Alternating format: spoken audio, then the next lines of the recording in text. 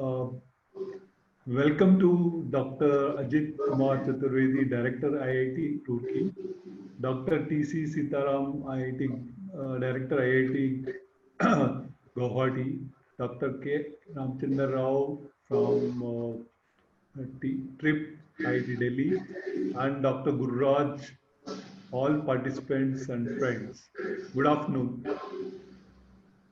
I am very happy to host this webinar, fourth in this weekly series being organized by IRSC about role of this particular webinar is about the role of academic institutions in promoting the road safety.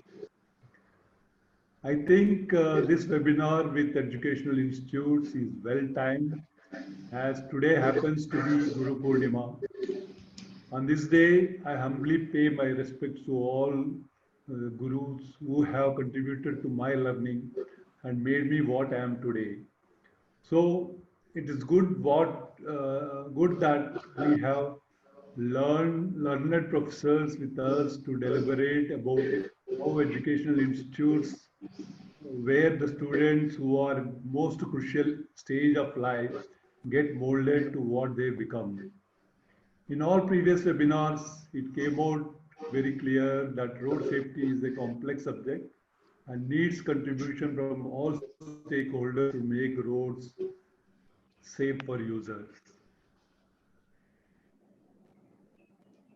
As many of you know, UN had declared global plan for the decade that is 2011 to 20 of decade of action for road safety, recommended 5 pillars: road safety management, safer roads and mobility, safer vehicles, safer road users, post-crash response, and emergency care. Also, last year, the Motor Vehicle Act has been modified with a lot of improvements and also increasing the penalty for not following any of the traffic rules. Many of the busy roads in major cities are being equipped with remote cameras for identifying the vehicles jumping signals at road crossings or overspeeding as per motor vehicle rules, which would automatically issue the challan through WhatsApp. Also, in India, there is no evaluation of the accidents taking place every day to understand the reasons for accidents. 2018 MORTS data about road accidents indicates increasing trend in number of accidents. There were about 4.6 lakh accidents and about 1.4 lakh fatalities. And with Tamil Nadu contributing maximum number of accidents and UP maximum number of fatalities. The big concern is about the 72% of fatalities are with mid-age group who are in the most productive phase, which tends our growth. The accidents involve two-wheelers in about 35% cases and four-wheelers in 24% cases. And fatalities also show similar trend. Also, 75% of the drivers involved in accidents have valid driving license. The vehicle users are still not very well aware of various features provided for driver assist for safe driving. And the bigger issue is also non-clarity about what to be used when by the drivers. In case of two-wheeler users, as per recent survey, only 30% drivers use helmets and only 10% pillion drivers use helmets. In case of fatal accidents, 29% were not using helmets. Why should a two-wheeler user wear an helmet properly? Many of them still think they are doing this to avoid challan by a cop. They don't feel they are doing this for their own safety. Same is the case with wearing seat belts in passenger vehicles. Based on some survey conducted last year, only 28% drivers wear seat belts and only 4% of rear seat occupants wear seat belts. In this also, many don't use seat belts when small trips to nearby locations. In case of fatalities, 38% drivers and 62% passengers were not using seat belts. When we look back, over last decade, India has considerably improved our road infrastructure, the automobiles almost at par with Europe, awareness amongst the road users, and post-accident emergency treatment services. But still, a lot needs to be done in India, and India has not seen any improvement in the reduction in accidents and fatalities. Even the increased penalty for not following the motor vehicle rules has not brought any visible change in the road user. It is essential to bring in the attitudinal shift to change the people behavior in their response to road safety.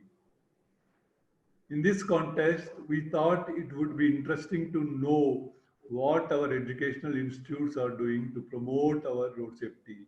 The students in the institutes are in the formative age, and the institutes can play a very important role in giving right direction for adherence to systems. 2 weeks back, we had leaders from industry to understand the role of corporates in promoting road safety. Today, we have with us four luminaries from educational institutes, IIT Guwahati, IIT Roorkee, IIT Delhi, and National Institute of Mental Health and Neurosciences. Though they do not need any introduction for student participants, for the benefit of larger audience, I will try to give a brief introduction. Their resume is very long, but I thought I need to restrict for, from time considerations. Dr. Ajit Kumar Chaturvedi, IIT Roorkee, is a PhD from electric engineering. After serving IIT BHU and IIT Kanpur for some time as Head of Electrical Engineering, Dean of Research, and Deputy Director, he is presently the Director of IIT Roorkee. He is recipient of INSA Teachers Award, the Distinguished Teacher Award of IIT Kanpur, and Tang Chin Town Fellowship of Nanyang Technical University, Singapore. IIT Roorkee is developing road safety audit tool that will help identify safety issues and remedial measures on highways and streets and work towards improving road traffic safety in the country. IIT Roorkee is actually involved in various activities which I would like to hear from the director. Dr. TG Sitharam is director of IIT Guwahati and is also chairman of Board of Governors. Also chairman Research Council CSIR and CBIR Roorkee. He is recipient of 5GS Knuckleman Award for his lifetime contributions to geotechnical engineering, the recipient of 1998 SP Research Award from SP Research Foundation USA. He was a chair professor for energy and mechanical sciences and founder chairman of Center of Infrastructure, Sustainable Transport and Urban Planning at IISc Bangalore.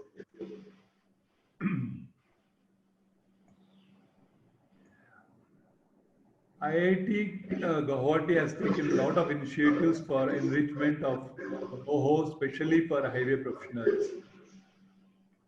Professor K. Ramchandra Rao, coordinator TRIPP, IIT Delhi, and is a MOUD chair professor in the Department of Civil Engineering, also an associate faculty in TRIPP IIT Delhi. Does research in traffic modeling, pedestrian dynamics, public transportation systems, road safety, and urban freight. He is visiting researcher physics about physics of transport and traffic, University of Essen, Duisburg, Germany.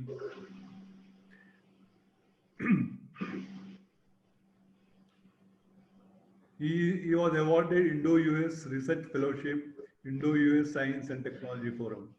The Transportation Research and Injury Prevention Program, TRIPP, which is called TRIPP, at the IIT Delhi is an interdisciplinary program focusing on the reduction of adverse health effects of road transport.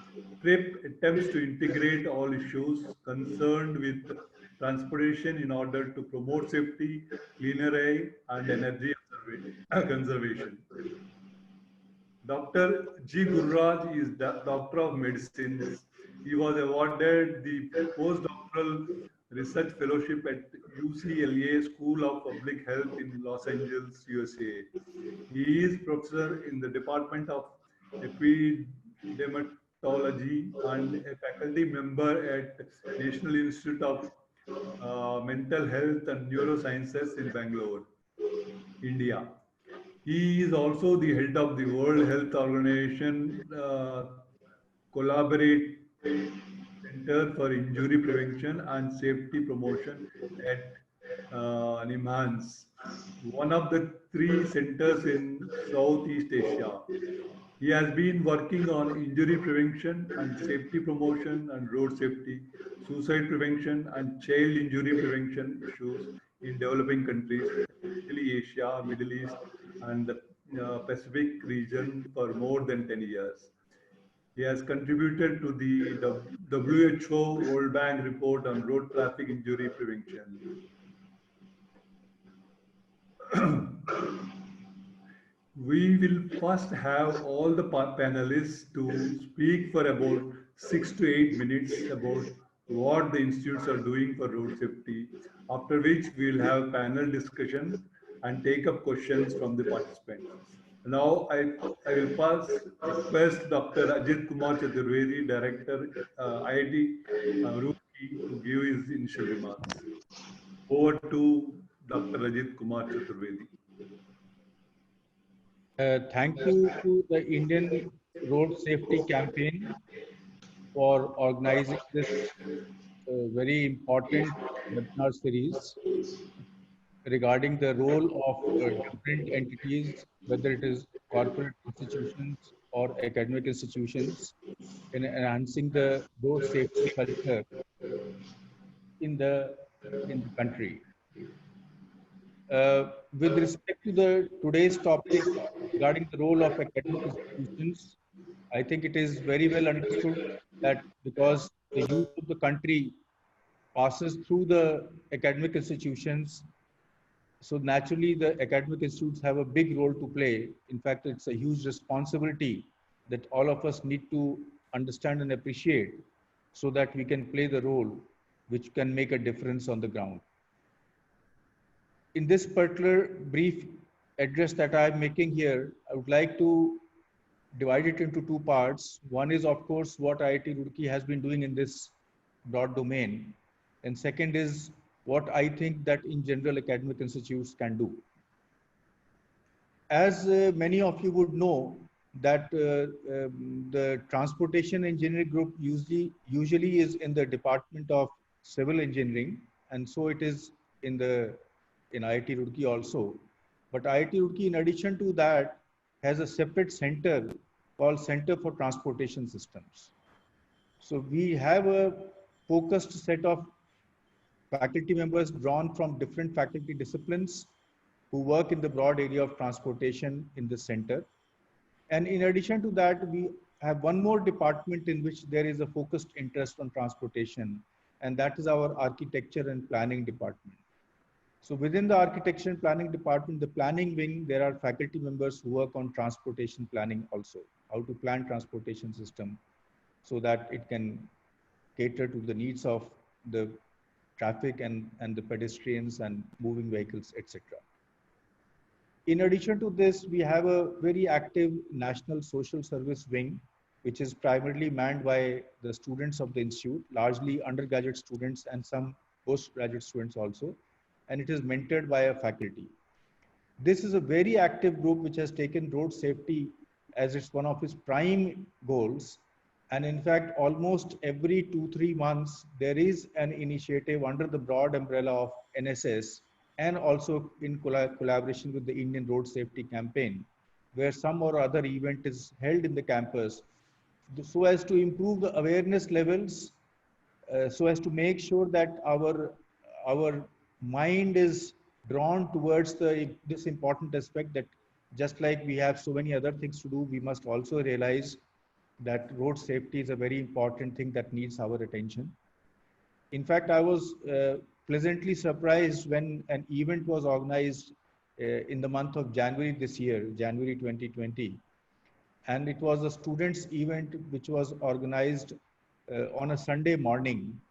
And as you know, Roorkee is in North India, and the month of January means it was very cold. And the timing was 7 a.m. in the morning. And I was very worried that such an important topic, why are the student leaders, they are keeping this event at such an odd time, Sunday morning, winter, 7 a.m. And I was not sure that students would come forward and participate in large numbers. There was a campaign that we will take an oath to do whatever we can in terms of keeping our roads safe and how to prevent loss of life and how to prevent loss of injury. And I was proven wrong, and I was so happy to be proven wrong when there was a very enthusiastic participation. More than 500 students turned up in the open stadium at 7 a.m. in the morning, and they took an oath. And it was very clear that yes, the youth of the country, and especially these undergraduate students, they are realizing that this is a very, very important thing that deserves our attention, that deserves our focus. In this same vein, tomorrow afternoon, we are having one more event.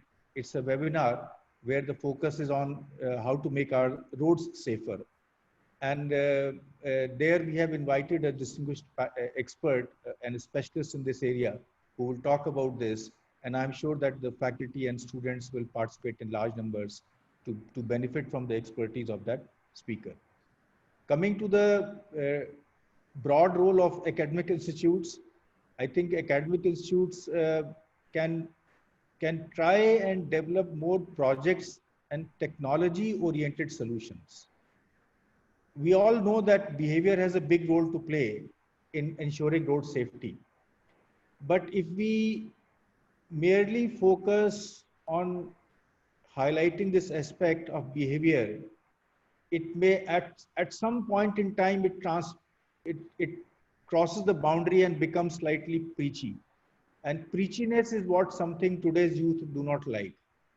So what we have to do is that when we do these awareness campaigns, we need to make sure that we confine ourselves to awareness and try to motivate the students so that they can come up with technology or project-oriented solutions by which we can make our roads safer, by which we can prevent the accidents and reduce the number of fatalities.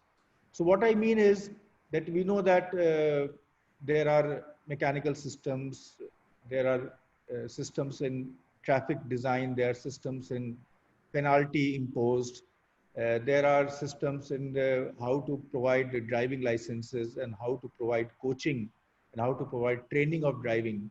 Now there are multiple aspects. There are, I mean, at least maybe 60, 70 different aspects. As was pointed out in the beginning itself, it's a complex topic and it's an interrelation of several different topics.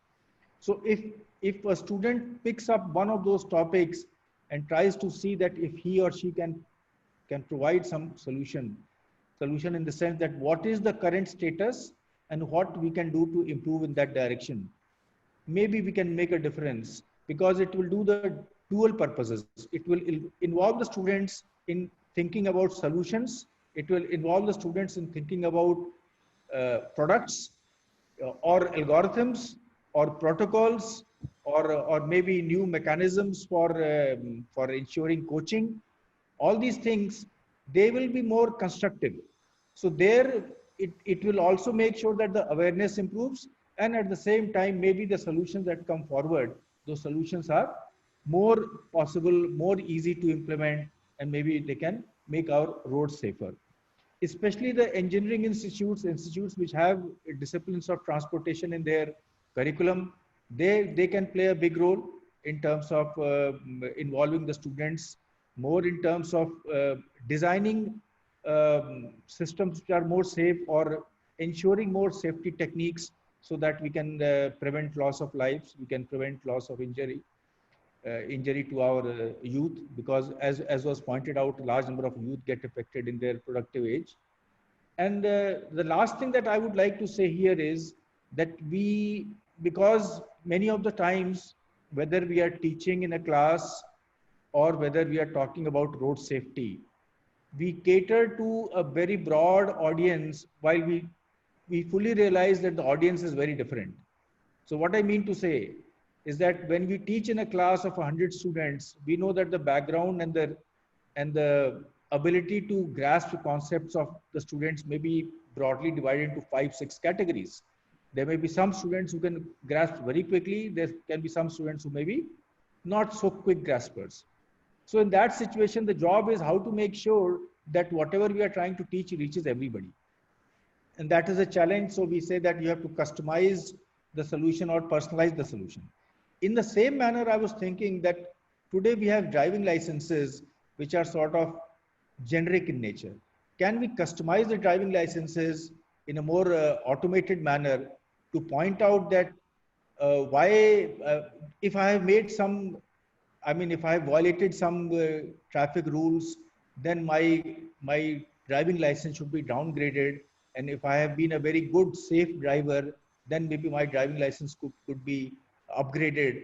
And these kinds of things could be automatically checked, because now we have systems by which the vehicles can be tracked automatically. The driver can be tracked automatically by looking at the vehicle number, who is the driver. We know possible drivers. And based on that, we can improve both awareness as well as create a system in the minds of people that I would like a driving license which is more upgraded rather than a driving license which has some problems, because I would like to improve my profile. And maybe in case my behavior has issues because of which my driving pattern or driving methods are not very conducive, so I may like to improve myself. If this gets reflected, recorded in my personal statement, driving license statement, and maybe if my employer or it is accessible to some other people, I may become more serious about it. It is just an indirect way of encouraging people to be more conscious of traffic rules, more conscious of driving, more conscious that when they come on the road, it is not only about their safety, but also about the safety of others on the road. And that is why it is important that we follow a protocol which is taking care of the situation on the ground and not merely taking my personal interest or self-interest into account. So these are the broad things that I wanted to say in my opening remarks. I can speak more once we come to the latter parts of the session. Thank you. Thank you, Dr. Ajit Kumar, for your very interesting insights, and also your suggestion regarding having different levels of driving license to motivate people to aspire for a higher level upgraded license. But in many countries, even the insurance premiums are linked with the performance of an individual as a driver. And somehow in India, we are still not able to get all those features incorporated in our license, vehicle insurance policies. I'm sure with the opening up of the insurance thing, these things will come very soon. Thank you for your initial remarks. Now I request Dr. TG Sitharam, to Director IIT Guwahati, to make his opening remarks. Good afternoon to all of you. Thank you very much. Today, the road and the transport is basically the integral part of every human being. We, the road users, are basically responsible for the road accident, and we should be aware of the road safety. The present transport system has actually minimized the distances between the locations and also increased the life risk So if you look at the statistics, what Mr. Rao gave, almost 17 people every day, every hour in Indian roads die. More than large number of people, actually, we are the largest number of people die on road accidents in the world. And also children also die. A lot of children also die. Every year, road crashes used to result in lakhs of lives and serious injuries to crores of people. But what is interesting is, I would like to bring back to you during the lockdown. COVID-19 pandemic has taught us really how to reject road use. By forcefully, we are off the road and we are not at all there. You see, all roads are empty. And also the transport, with restrictions also we can survive. It is not that we require all the transportation what we dreamed of is required. See, now none of the metros work in the cities, but still people are working, people are living. So what I'm trying to say is, we need to really, we have made it so much usage, so maximized. So it's becoming difficult really to manage anything on the streets, because the number of streets, I mean, what is available and how many cars we are having, it's really not matching. India itself, almost 80,000 people are killed in road accidents every year. But you remember, now we are only still 18,000 or 20,000 people are killed in pandemic, but we are all dead scared. But we were never bothered about when road accident was such a high number. We never even not even knowing of this issue. So this issue, that is why I think this webinar plays an important role to understand, the value of life is very, very important. Man behind the wheel, as Rao was saying, man behind the wheel plays an important role in most of these road accidents. And in most of these cases, the accidents occur with carelessness and due to lack of road safety awareness of the road user. So definitely with all this, road safety education is very important and very critical to really propagate this. So road safety information should be encouraged, and with this, I think the workshop has done a fantastic job. See, for the benefit of some of the audience, see, Union Cabinet, Government of India, on 15/3/2010, approved the National Road Safety Policy. And the government is deeply concerned with the kind of losses, particularly on the people's death or the accidents on the road, and it has taken steps to reduce. So the awareness of the road safety issue is the key. How does higher education institution can play a role? This is the question today.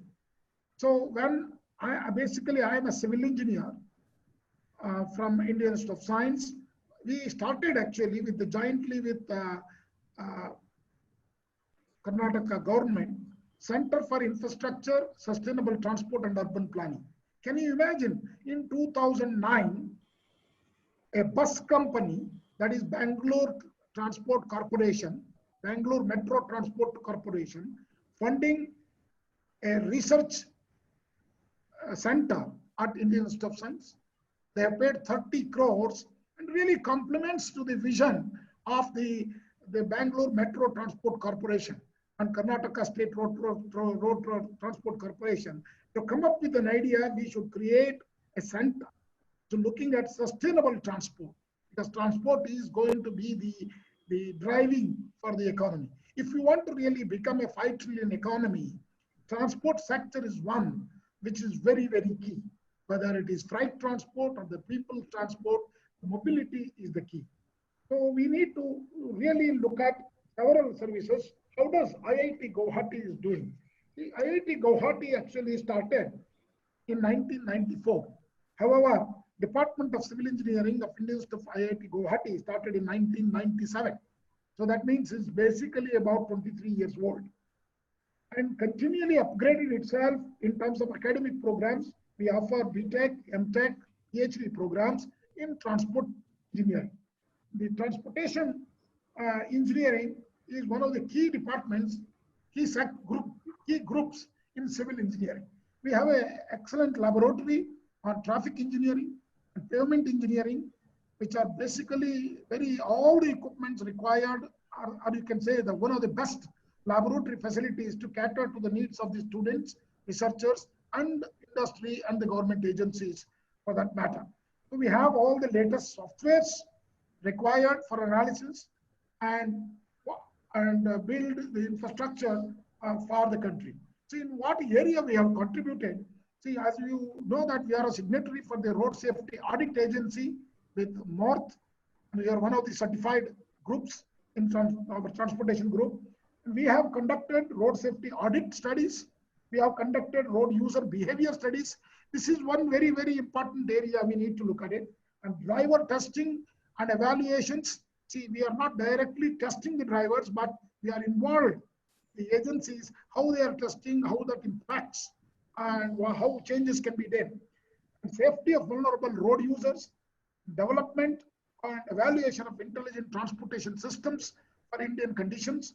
Corridor, see, this is where I would like to say, the technology is one of the really amazing, and we need to use more and more to improve the conditions for the drivers and the behavior and road safety.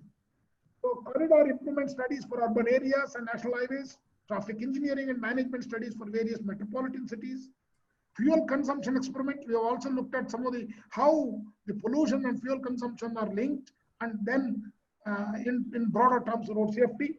Geometric design of roads and intersection. Our faculty has involved in most of the roads in the Northeast, because we are the only IIT in all the 7 states of the northeastern part of India.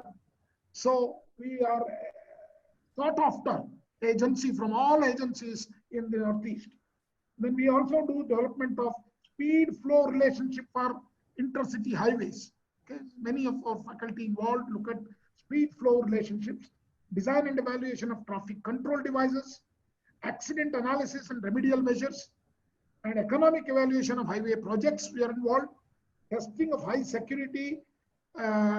See, one more thing, I was also the chairman of the high security registration plate implementation in Bangalore. So that is also very, very, so that means you can actually, just by a click of a button, you can be able to say which driver and what is doing. And uniformity across the country has not yet been implemented. Testing of retro-reflective boards and many technology or the instruments which are available should be brought into the agency. We have actually clear expertise. IIT Guwahati has a clear expertise on road safety audit, planning and designing of safety measures for vulnerable road users, and also disabilities. Okay, road safety, that means our urban road, you know, how the disabled people could use the urban roads, and its planning of design of roads, intersection interchanges, testing and evaluation of traffic control and safety devices, testing and evaluation of motor vehicle drivers behavior. We're involved in all these. But what I would like to say is, see, we are still a country of 6 lakh villages, and because of this pandemic, a lot of workers, migrant workers, were moved back to the villages. We should also look at roads and connectivity to remote villages. And today, the transportation is also moved into, see, in the transportation sector, it is not just the road users alone. Now the vehicles are above the road as well. See, like drones, like aircraft, helicopter, from every level to the different level. So we need to look at some of these newer technologies, newer way, so that we can avoid minimizing the road user. You see, so that, you know, we could use the drone technology to move. People are thinking about 100 kg payload drones to move the vehicles, and then move the products and producers. So we need to do something like policy. Government of India should create very, very strong statements, and that should be advertised actually in the TV, media, so that people are aware of it. Creation of awareness is very critical. So I understand that government has already set up a road safety information database, and then and also we need to use more and more technology, intelligent transportation system for the safe road infrastructures. And our roads needs to be built properly, and then prepare safe drivers as Professor Chaturvedi was telling, see, we need to have different systems and different level of competency. It should be involved in evaluating the driver's license and then improve the competency and capability of the driver. And very important to me is, we are still very poor in the road infrastructure, safe road infrastructure. What I say means that we built national highways right through the cities, but we haven't still bifurcated them completely. So we are mixing of traffic coming from the cities and towns, which causes a lot of accidents. That's where it happens. In small villagers would like to cross on the road. So that's the one awareness, and we should prepare proper safe road infrastructure at these intersections. And then vulnerable road users, they have to be identified. Who are the vulnerable road users? So there must be a good study on that. And then road safety education and training, of course, is very, very important.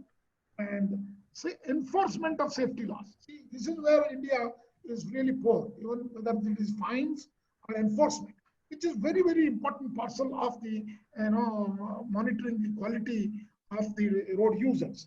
So, and another one important thing is we have done reasonably okay, but still we have to do emergency medical services, because when road accident occur, if we can attend immediately, we can save lives. But unfortunately, our 108 system takes a lot of time to reach, and also they get stuck in the traffic, so they cannot reach the hospital. That's where we need to rethink our policy. And then road accidents also.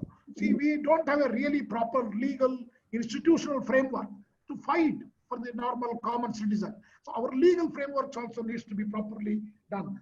This is not a simple subject, as Professor Chaturvedi was saying. We require very, very committed and long-term plan to create a good policy and service and dissemination. So with these few remarks, I leave it here for the other speakers to say. Thank you very much. Have a good day. Thank you, Dr. Sitharam, for your very interesting comments, especially about the advantages we have seen during COVID lockdown with restricted transport. Actually, COVID lockdown has taught us a lot of new lessons. Like most of us in manufacturing never used to believe that work can happen sitting at home, but COVID lockdown has proved us wrong, and a lot of work can be done sitting at home, not necessary to travel to the office. So this comes, this brings the point what you mentioned. So there is a possibility to restrict a lot of movement of traffic, both people and goods. So I think this is the time when we should actually try to optimize what is essential to move and what need not be moved, so that overall traffic on roads can be reduced. Thank you very much for your initial comments. Now I request Dr. Ramchandra to give his opening remarks. Thank you, Mr. Rao. It has been a pleasure for me to be on this webinar series, particularly given the fact that IRSC has started its humble beginnings with some of the students doing the startup kind of thing from IIT Delhi, which is way back in several years ago with Kumar and other of his colleagues. And I would like to briefly touch upon a few things here. Firstly, what IIT Delhi is doing vis-a-vis the road safety related aspects. And secondly, what is that the road safety has to do with the current student community. So first I'll go to the first part. The road safety and the transportation as a broad discipline has been there traditionally with all the civil engineering departments. It was not different from that in case of IIT Delhi. However, the safety related aspects and the evolution of a program called Transportation Research and Injury Prevention Program has started in at about 1997 as a project, and subsequently it has become a program in 2002. So this was kind of spearheading the entire issues of the road safety and the adverse health impacts of the road transport. So as a result, there were a multitude of disciplines which were on board, and it's kind of a naturally evolved kind of a environment which was brought about, and a lot of faculty have volunteered themselves. Initially, they started going to do the work on certain serious issues like, say, for example, the traffic and transportation, then biomechanics, and highway safety, epidemiology. In fact, there are a couple of people who are the doctors, medical doctors in our the associate faculty, and also to some extent intelligent transport systems and safety. Now, as the program, which has evolved over the past 20 years, we had been lucky in a way that we were recognized as the first World War Research Education Foundation Center by the World War Research Foundation. Subsequently, there are 5 or 6 centers which have come all over the world. So our program happened to be the first one in the world. Grants from various agencies, and also we are like NIMHANS in Bangalore. We are also WHO collaborating center for the health issues related to the road safety. So which we have been doing work. Our colleagues have been quite actively working. So in terms of contributing to the rich knowledge and the practice of this road safety, which is a very complex issue, and it requires clearly a multidisciplinary, multi-sectoral approach. So the vertical silos which typically most of the education institutes tend to work, doesn't really work in this area, because you need to talk to people from other backgrounds as well, because it has several of the ramifications. For example, if you talk about road safety itself. So from that perspective, we were quite on that kind of a path for the past 20 years. And we had been conducting training programs. Every year, we kind of get 50 to 60 participants with faculty from all over the world. And the participants pretty much of representing from Africa, Asia, and other countries. So that way we had been actively putting our bit in terms of contributing to the road safety. Some of the key contributions from our colleagues are as follows. Firstly, we tried to see how the specifications and other things can really work, and how they can improve the road safety issues. For example, most of you must be aware of the headlights on the two-wheelers which are on during the daytime. So this has been vigorously argued and worked upon, and eventually that has been a part of the manufacturing norm. So which means that with a lot of persuasion and with a lot of that this is what it can do. Like in most of the countries where particularly the Far East and all, where there's too much of two-wheeler traffic, the visibility of the traffic to the other vehicles is a serious issue. And as a result, they have become a part of the vulnerable road users. And in fact, if you look at the amount of the victims from this part of the vehicle occupants, two-wheelers are a significant component. So this legislation itself is a good thing to do. So this is one example. Similarly, when we started to work on the BRT standards and all, so what are the kind of buses that need to be there, which are safer, and the low floor buses, how much clearances need to be there. So these are all the pretty technical issues which our colleagues have worked up, and they've evolved some kind of standards and toolkits, which were quite helpful. So in that way, we had been active in all these years, and we continue to be active. In fact, we are also the part of the road safety audit programs, what MORTH has made us one of the signatories. And we were part of it, and we continue to work in this. And interestingly, the lot of students come to us and they work as interns and all. I see a very serious issue in terms of mentoring the students, because the problems identified for the students to tackle and resolve sometimes go all over the place. So I think that's where the mentorship for the students is very critical. And when IRC is in the process of spreading its wings into all campuses, there has to be sufficient care to be taken in terms of what problems we are trying to flag, and what is supposed to be important, and how much we can adapt the things which are there elsewhere. And does it require any evidence in terms of doing some study in India?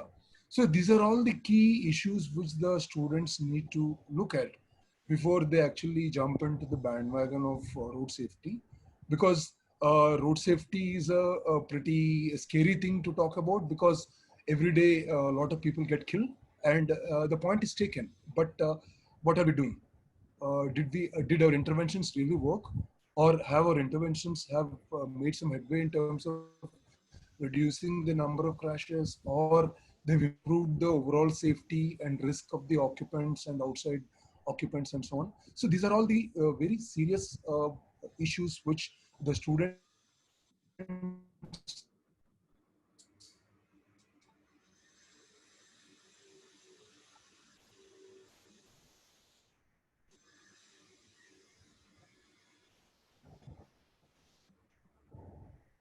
I'm done, sir. Okay, thank you, Mr. Ramchandra, for your interesting comments. I mean, IRSC has long association with TRIPP, and Madam Geetam Tiwari is very close. I mean, they interact with her closely for her guidance. Thank you for your remarks. Now I request Gururaj to give his initial remarks.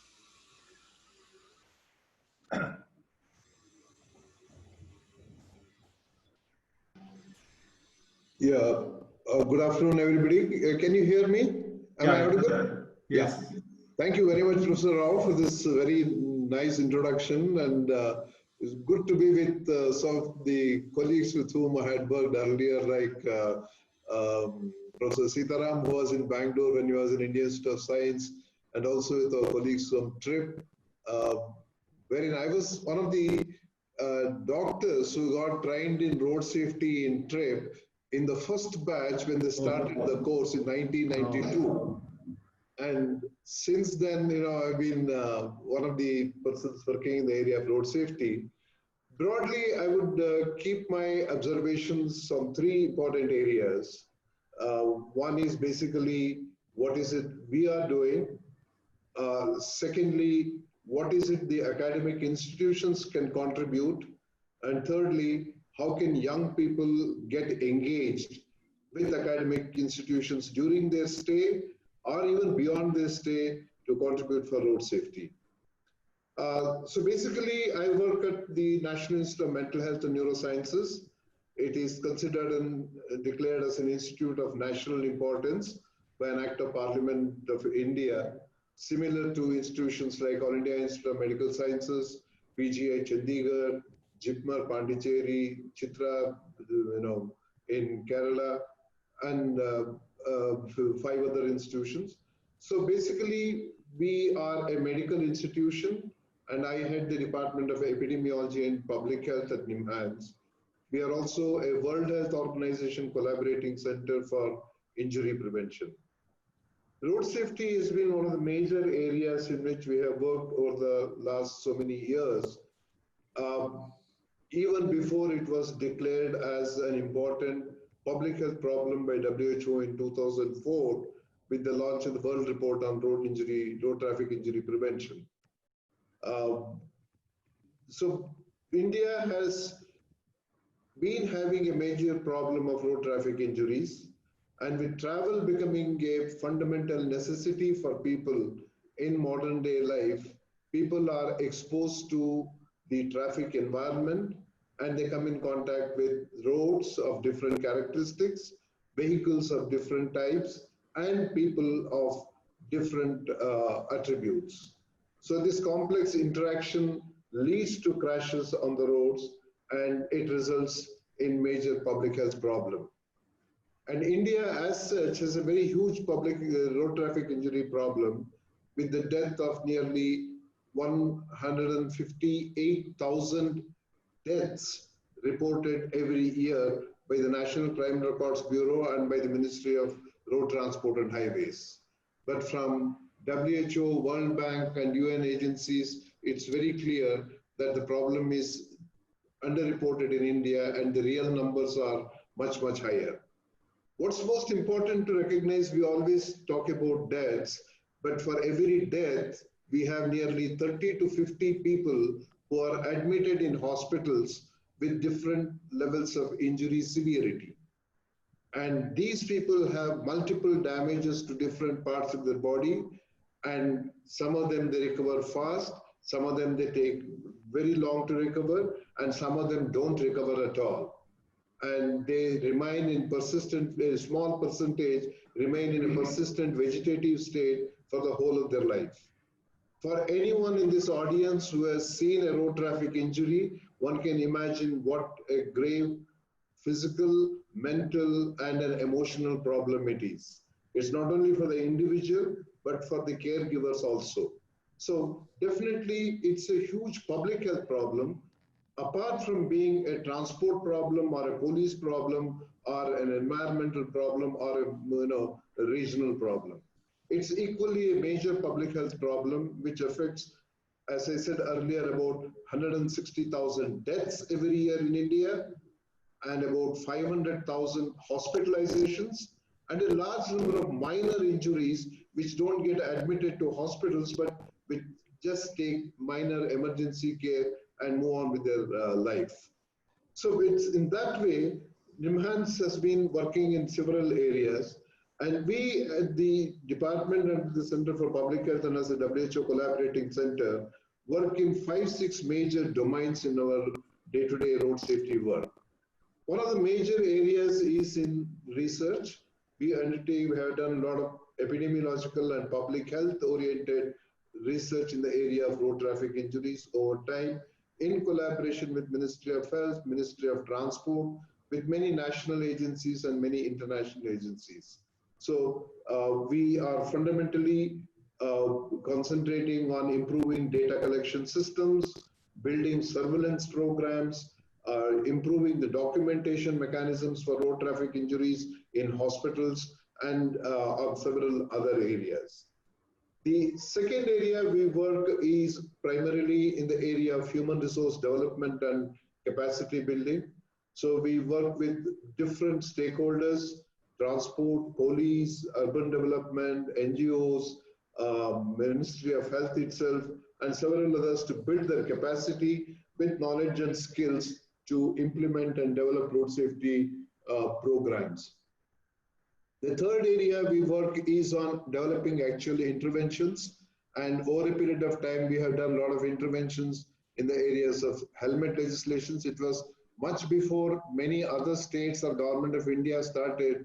It was on November 6, 2006, Karnataka introduced the helmet legislation all over the state based on some of the research work and the advocacy that we had done. So we are involved in developing interventions.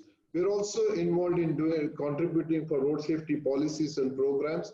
In fact, we have provided a lot of data inputs for the revised new Indian Motor Vehicles Act that came in 2018. We're also doing a lot of monitoring and evaluation. Many other sectors are involved in actually doing something. For example, the road sector may be involved in developing roads. Vehicle sector may be involved in developing, adding more and more transportation vehicles onto the roads. But it's our responsibility which we have taken to monitor and sort of evaluate the impact of these interventions over a period of time to see how much they contribute for a reduction in road traffic deaths and injuries. We also want to take a lot of advocacy and awareness, especially in Bangalore, in the state of Karnataka, and with many other agencies outside the state as well. We work with large number of partners, both within India and outside India, both in health and in transport and other related areas. Coming to my third point in terms of how can youth get engaged with the academic institutions. And I think it's very important to recognize that youth is a period of transition in one's life when one looks at it from a health and medical point of view. It's a stage where there are a lot of physical, emotional, biological, and psychological changes that happen in an individual's life. And he moves from a stage of transition from earlier ages to the later age of adulthood, where he becomes independent and also looks for more and more independence. And mobility is one area which gives people more independence. And it's because of that we are seeing a large number of people who are engaged on different transportation modes on Indian roads, who not only account for transportation, but also contribute to nearly 40 to 50% for all the road deaths and injuries. Many of our reports are available in the public domain and anybody can access it by Googling it. One of our very recent reports is on advancing road safety in India. And the focus of this report is implementation is the key. We know a lot about road safety, but the problem has been in the actual implementation of things.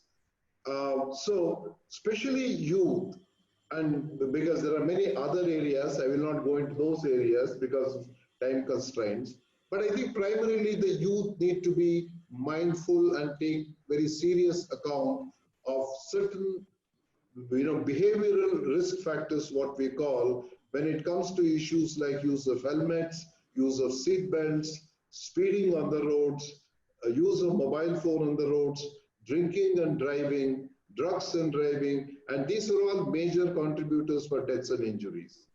The government can make enough number of laws and also bring in implementation mechanisms, but it's equally important for the youth to recognize these issues and start developing mechanisms in their day-to-day lives. So not only one is, youth is one part where they have to imbibe a safety culture within their lives on a regular basis, but at the same time, they need to take up a different position in the society when it comes to road safety issues. It's not good enough to, it is important to have an awareness program, a campaign, and other things, but it's also equally important that they imbibe the safety issues, spread the message of safety, and start demanding safety in the society as a collective population, where it's only, I can give an example. A few years back in one of the districts, we had a youth safety program on road safety, where the youth of a particular district came together, and this was in support of a helmet initiative. The youth demanded that the district introduce a helmet legislation. And the superintendent of police, who was present on the occasion, took it very seriously and brought a legislation which covered large number of youth. So it's important that youth take safety into their lives. Youth bring safety into the society through a variety of mechanisms on a few factors which I mentioned, predominant being helmets, seat belts, drink drive, speeding, use of mobile phones, not taking drugs, and also with regard to being good Samaritans. We see road traffic injuries on the roads every day, but how many people have learned simple techniques of first aid or simple being good Samaritans? And these are the things youth can really take a leadership role and start bringing a change in the road safety scenario. I think I'll stop with this. Thank you, Gururaj. I think you're short of time actually. Thank you, Mr. Gururaj, for your very interesting, valuable comments, especially about the responsibility lies with all of us, and the youth should take lead and demand safety. If they are able to follow all the safety requirements, I think things will improve drastically. Now, before I pass on to Mr. Dipanshu for conducting question answers, I have two questions for all the three professors from IITs. Sir, I just want to understand the way we are in India, we are building speedways and having some roads very congested still. Is this the best solution what we are going to have? Because there are many locations where we have a flyover, and at the end of the flyover there is a signal where you have to stop. So the purpose of having a flyover is lost waiting for the signal to turn green. So I just want your, because all three IITs have, expertise in transportation and road design. So I would like to hear your comments. Maybe I'll request Professor Ramchandra to educate us on this slightly technical question. Yeah, Mr. Rao, can you please repeat the first part about the flyover? What I'm asking you is the way we are building speedways from one point to other point. and still living with a lot of locations where there is a lot of traffic jams and congestion.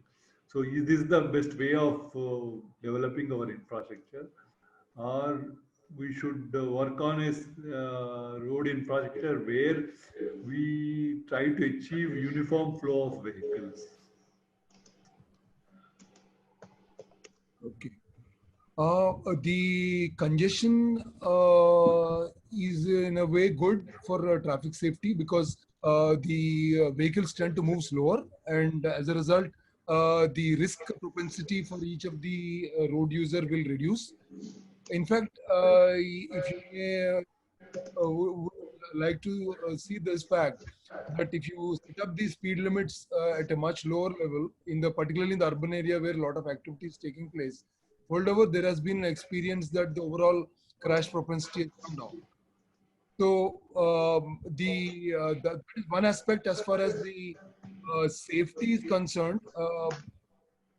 Now, with respect to the amount of the congestion that is there, which can be tolerated, etc., that is largely to do with the traffic that is emanating from different points. So, to give you a small example, why the flyover can't really help. Initially, the flyovers were thought to be the magic bullets, and flyovers came all over. But once people figured out that eventually the flyover traffic has to come down and merge with the other traffic, then they figured out that there are the congestion points that just moving here and there. So the real issue is the risk with respect to different vehicle types need to be segregated if you want to improve the safety, and that will overall improve the traffic flow as well. For example, if there are some kind of segregations made for the public transport and then for the two-wheelers and for the rest of the traffic, then one can possibly look at a way where you can improve the overall flow at the same time, no compromise on the safety. Thank you. I have one more question for IITs. In the campus, are you controlling or monitoring the way the road users use the roads within the campus? I mean, and also follow all traffic requirements, wearing seat belts, helmets, etc., etc. Yeah, so at IIT Roorkee, there was a very interesting debate just happening last month where people were making suggestions that inside the campus, if there is any overspeeding, then that name should be displayed at a very as a deterrent to people that they are overspeeding, because there was a feeling that merely policing or giving a penalty is not good enough. There should be some element of, if I may say, shame attached to it, that I was found over driving, over speeding and things like that. But there were some people saying, no, this is not the best way, and I think we should impose heavy penalty. The penalty should be so heavy that it should act as a deterrent. So yes, we do monitor the speeds in the campus, but there is still not a very clear conclusion as to what should be done to those who exceed those limits. So not only the speeds, what about helmets and seat belts? So usually we are not monitoring that because in the campus speed guns are there, so we can monitor the speeds, but helmets and things like that, they are not being monitored as of now. Dr. Sitharam? See, I have a different perspective. You see, in the campuses, you should look at a sustainable transport models. We should not be looking at vehicles moving at a 80 kilometer speed. And we have to look at sustainable. See, we at Institute of Science did what we called Namma cycle. We promoted a non-motorized transport in our campuses. It's only a promotion. I am telling you, we did it. It's working reasonably well. We have also introduced e-rickshaws, e-mobility for a campus, so that we encourage people who are entering to the campuses use these non-motorized and bicycles rather than the cycles also. It's we use the technology. You can take the bicycle anywhere and drop it anywhere you want. So it is not it's like a rent a bicycle system, very state of the art. So you can, it will not leave the campus. So similarly, we have also tried to introduce in the city of Bangalore. We made experiments in Bangalore also, joining with some companies.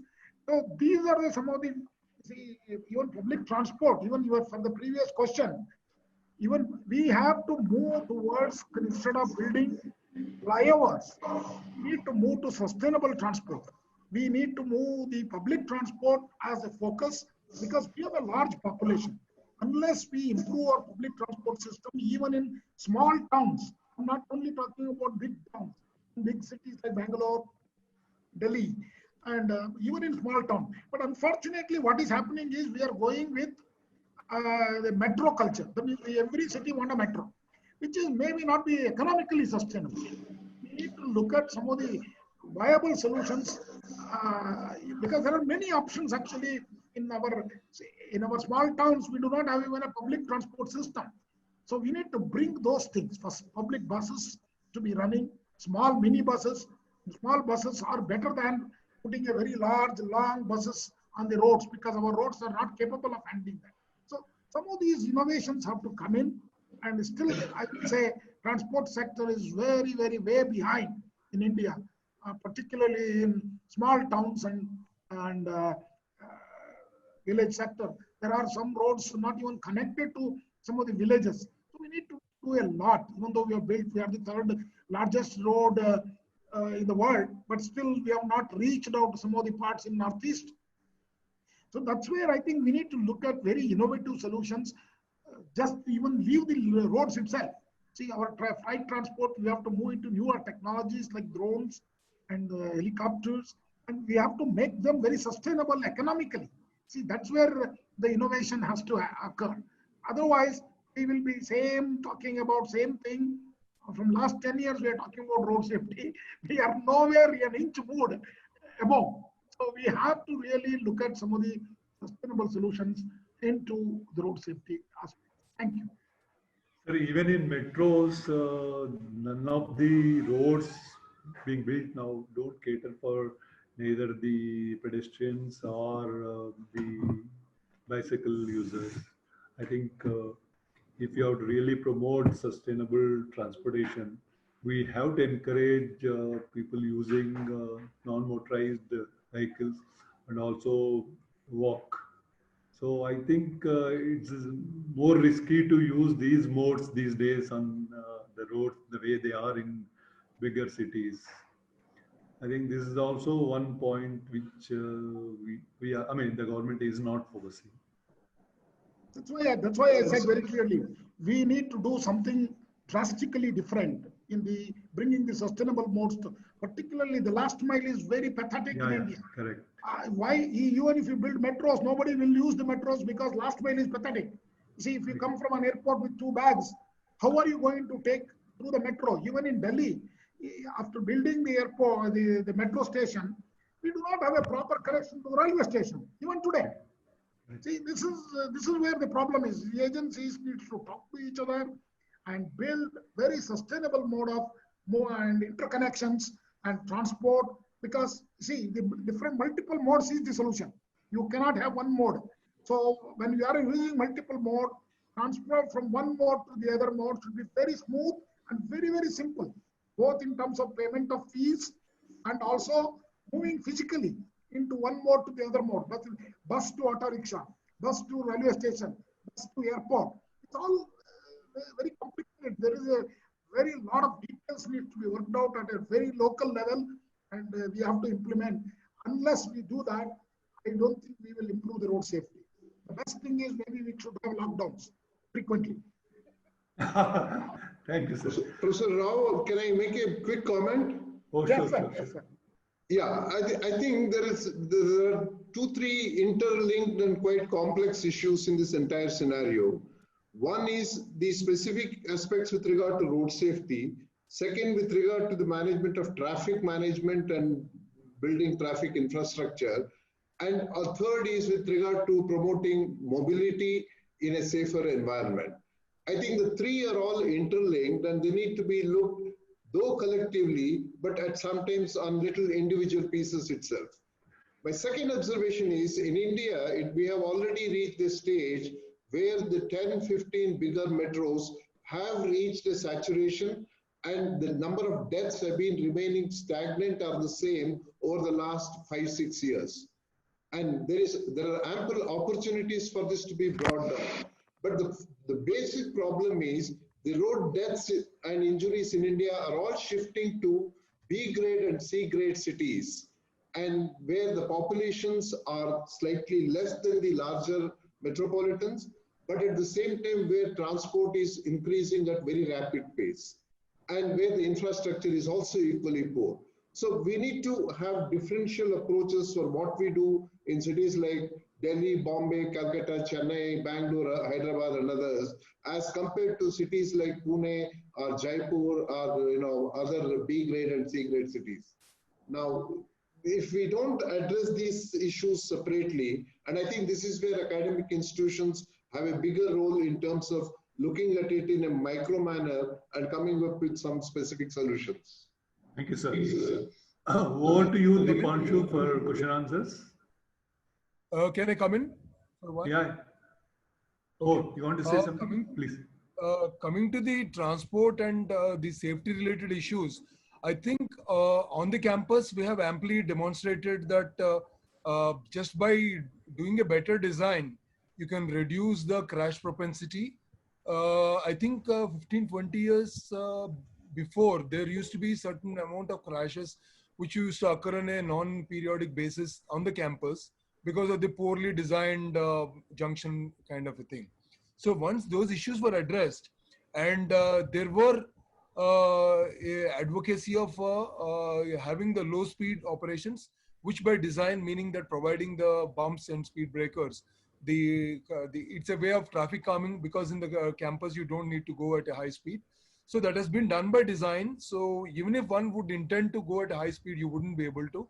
And besides that, we were also quick to adopt to the other sustainable modes of transport, namely the Green Revolution is a bike sharing program which is very popular with the students. You just don't have to own a bike, but rent a bike and leave it at maybe 15, 20 points in the campus. And also all the tricycle rickshaws are all e-rickshaws on the campus. So that is as far as what we are doing in terms of practicing what we are preaching in a way. And other larger issues, what Professor Sitharam has addressed was well taken, because in a sense, the larger issues remain in the cities where there is a kind of a bandwagon which says the metro is the best kind of a thing. But unfortunately, that's not the case, because in terms of the capital investments, it takes a lot of money per kilometer if it is above ground, and if it is underground, it further increases the cost. And at the same time, it gives a connectivity to for a select few and a very minuscule set of people in the city. And not to talk of the very poor connectivity in the last mile. Even our bus stops are very poorly connected, and they expose a lot of commuters to risky environments like walking on the roads, because you don't have adequate walking spaces. So these are all the serious issues and larger issues where certain problems can be focused, at least to find out how many cities really have the walkways, how many cities have the bus stops, which are accessible kind of things. These are certain basic low-cost things which one can do, which can tremendously improve the safety of the commuters and also can improve the quality of the public transport, and as a result, to some extent, they can relieve the congestion in some way. Thank you, sir. Thank you. Over to you, Dipanshu.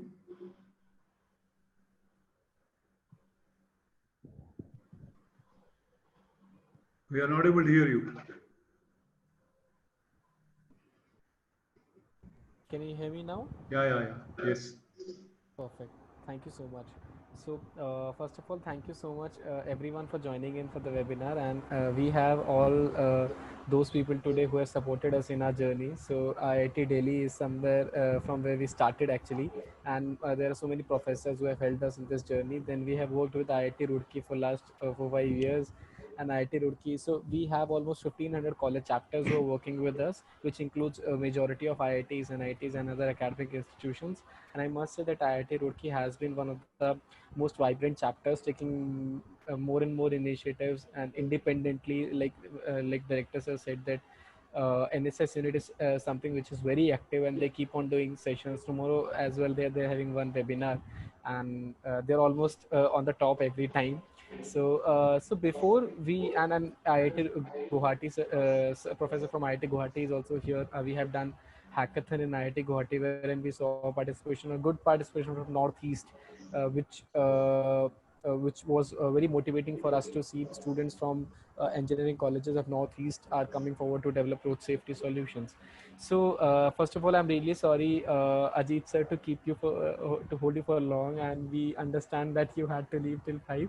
So before we wrap up your session, sir, I would just ask one simple question, because I'm really inspired by the energy that IIT Roorkee has always shown towards road safety. So what we have seen, sir, is that students of IIT Roorkee are always very much pro towards road safety, and they're very much keen, and they have already executed so many activities. So what support do you think is required from the end of administration or professors in order to motivate students for this? Because we have seen, in comparison to other IITs and other institutions as well, students of IIT Roorkee have done a tremendous job. So what support is required from administration side, or how administration can motivate students to do the same?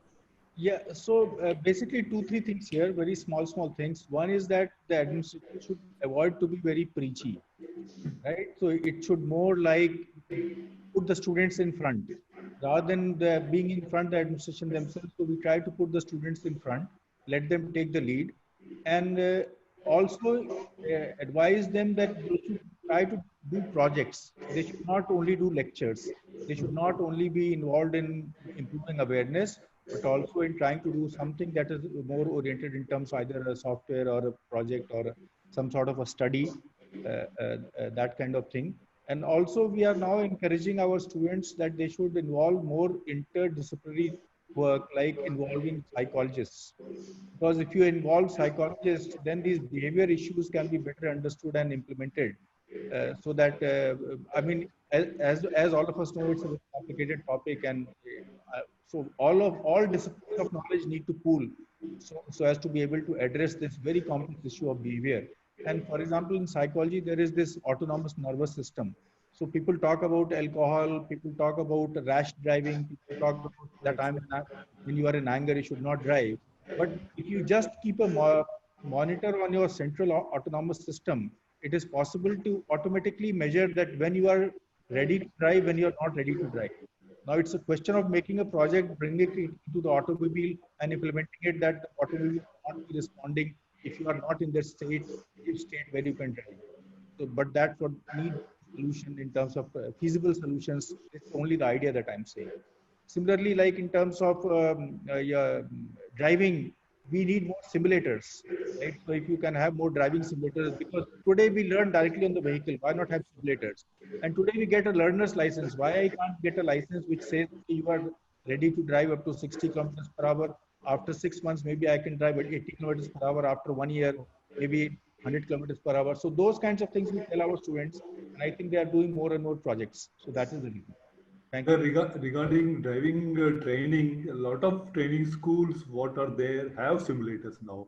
Okay. Before they get onto the actual road, they go through some 2 weeks of theory classes and also actual driving experience on the simulators. Only then they go onto the road.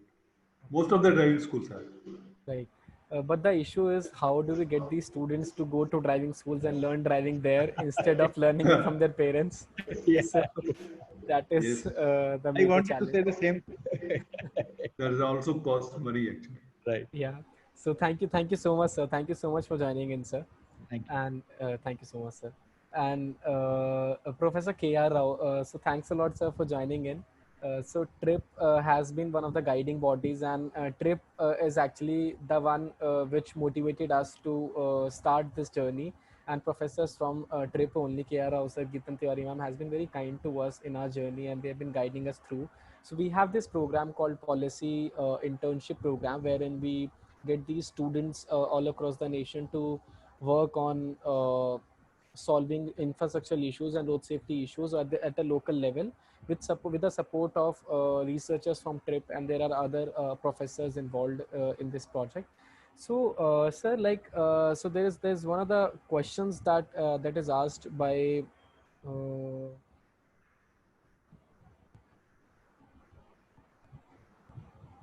the question is very specific to the question is very specific to transport research injury prevention program, and Yeah. the question is, any suggestions for researchers from B schools like IIMs who could contribute towards the functional objective of TRIPP in any of the possible form? The suggestions for please come again. Yeah, so Mr. Deepan, can you Atanu, please repeat? yeah, so any suggestions for researchers from B schools, from these IIMs, who could contribute toward the functional objectives of TRIPP? Like, how can these IIMs? Oh, okay.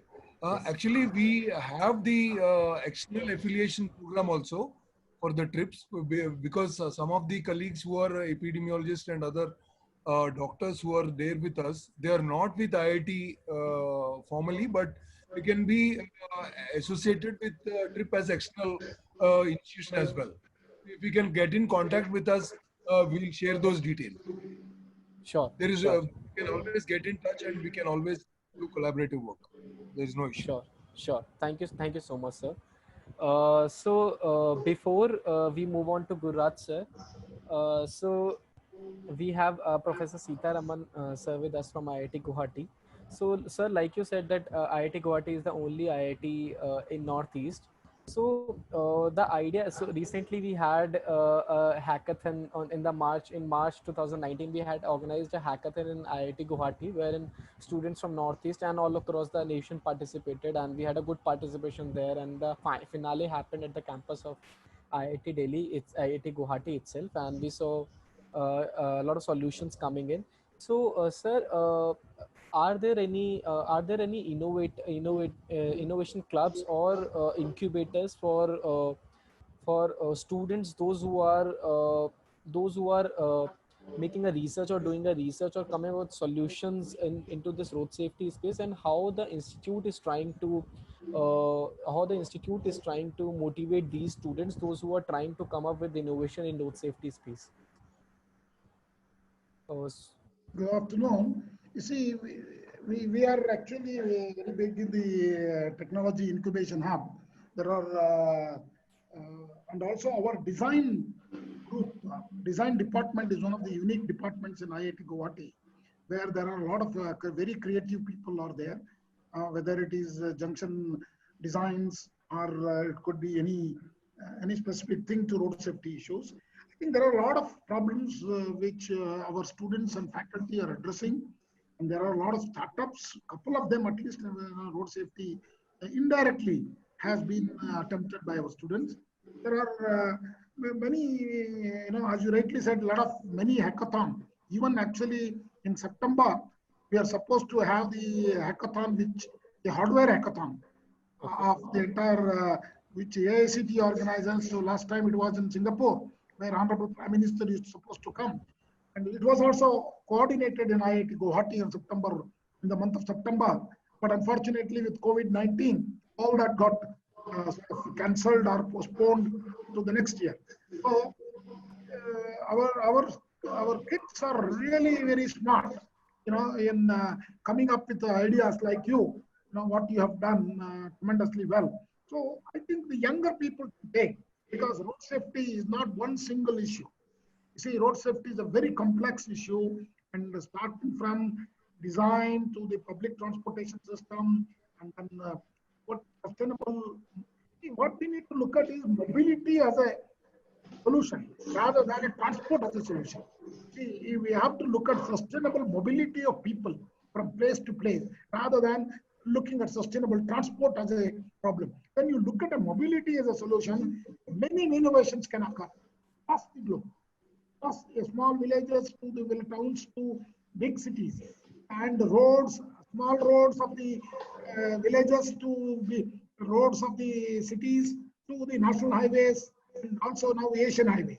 So across that, innovation has to happen in a different levels. Different people have to contribute. Otherwise, unless we collectively work on this problem will not see the, just by the government cannot solve this problem. Thank you. Thank you so much, sir. My next question is for Gururaj, sir. So, sir, there is Mr. Umesh Dhanani from Ambuja Cement who has joined us in this webinar. So, he has asked that the company Ambuja Cement, they have world level training modules and practical test and other required material for their truck drivers, through which they're trying to bring a change in the driving behavior of these truck drivers, but still they're suffering with the same behavioral issue. Like with best world level training material, modules, practical test, even then they are not able to solve these behavioral issues in these truckers. So any particular recommendations for that, sir? See, basically, I mean, I would sort of align my responses to the question of road deaths, especially among the truck drivers. Now, if you look at the trucks accidents that happen, whether on highways, interstate highways, or on the rural roads or on other parts of the country, there is a particular characteristic which is associated with truck crashes. And these are, one is with regard to the nature and size of the vehicle. Second is with regard to the driver's attitude and driver characteristics themselves. Third is the road environment in which the truck passes on a day-to-day basis, because one of the peculiar characteristics of this country is that Indian highways, they pass through large number of villages, which where safety is not a bigger priority for them. There is frequent movement of people, there is frequent crossover of people, there are children who go to schools, there are people who drive on bullock carts, there are people who go on bicycles. There are a variety of road characteristics that are there. And there are also, for example, alcohol is something that is very easily available on highways. Even though there was a Supreme Court directive about 3 years back that alcohol outlets should be 500 meters away from the highways, the business communities have all manipulated it to suit their convenience, and they have come back. So there is a lot of fatigue among truck drivers. There is a lot of sleeplessness among the truck drivers because they drive for longer distances. So, I mean, I've come across a couple of modules and a couple of training programs, especially for truck drivers who travel long distances. But I think it requires combined approaches to address this problem. Just merely telling a driver that don't do this, which at times may be beyond his individual control, is not going to solve the problem. So there are, for example, one of the biggest problems on Indian roads is the visibility issues. For example, a truck driver, when he's driving, he is not able to see a bicyclist or a pedestrian who is going on the roads in darkness. So many times when these people try to cross the roads, they are hit by these vehicles, even though they don't travel at very high speeds. Heavy trucks, they can't travel at very high speeds.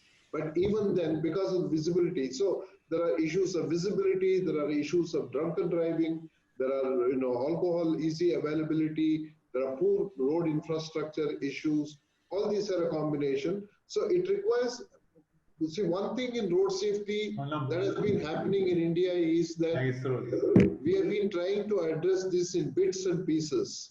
But we have to take a problem and address it on multiple fronts to get a concrete solution. Sure, sir. Thank you so much, sir.